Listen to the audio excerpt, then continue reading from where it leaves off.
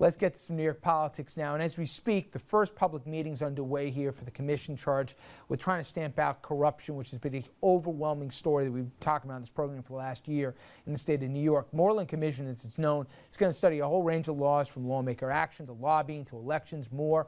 The result? Likely, hopefully, be new anti-corruption legislation, but any suggestion that still has got to get through the legislative body in Albany, the same lawmakers whose actions would be covered or curtailed by some of these laws. And one of the chairs of this is the district attorney from Nassau County, Kathleen Rice. All right, Assemblyman, before we get into what you hope comes out of this and everything, you chose to get into this madhouse known as Albany.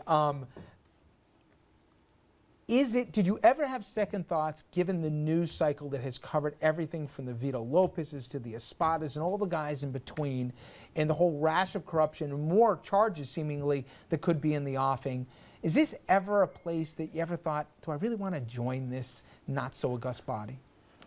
Rich, I got into public service because I really believe it's an honorable profession, and that you can demonstrate to people, especially young people growing up in today's society, that government can play a positive role in improving people's opportunities and their ability to help themselves and provide for their families. And New York State has, over the decades, often demonstrated that. We've been the Empire State for a reason. Often great ideas have come out of New York government and have spread across the country. Assemblyman, too many legislators have helped themselves to things that they shouldn't.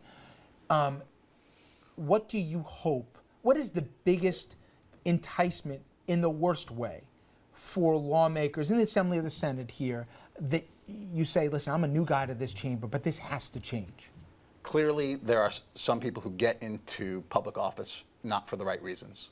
And I think that we should be doing everything we can to make sure that those motivations aren't present, or at least are punished significantly. That's why I'm a sponsor of a bill to strip public officials of their state pensions if they're convicted of a felony in violation of the public trust. Close to 40 of my colleagues have signed on to that bill, both Democrats and Republicans. I think that that's the least we can be doing to try to demonstrate to the people of New York that we're taking our jobs seriously. And guys, in less than a minute, give me the bullets that you. I wonder if Brodsky be for that bill, by the way, if he's on this panel right now. Stop picking on Richard when he's not here to defend himself. The bottom line is they didn't need this commission. Jay Cope and the Board of Elections are not properly funded or staffed at this point. But it's more than the Board of Elections. There's conflicts of interest. There's Lulu's. Richard, there's access all to money these going reports, to phony charities. All these reports with financial disclosures on them, with campaign spending and campaign funds raised, isn't scrutinized by anybody but the public and the media, because there's so many committees and they can't manage the input. There's also no more press and all, but give me the big things that they ought to do. Well, look, first of all, the more eyes on corruption in Albany, the better, period, right? So let's make sure that we're doing as much as we can there.